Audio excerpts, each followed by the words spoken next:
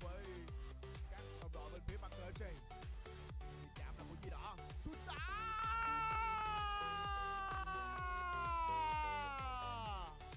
Và không dành cho đội bóng mặt cờ FC. Và đó là bàn thắng của Thuận.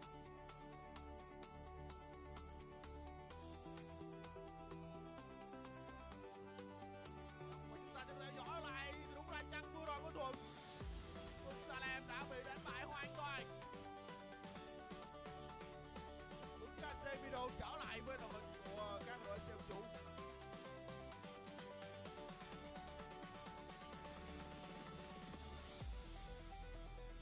Nhưng cơ hội dành cho bàn cờ không vào.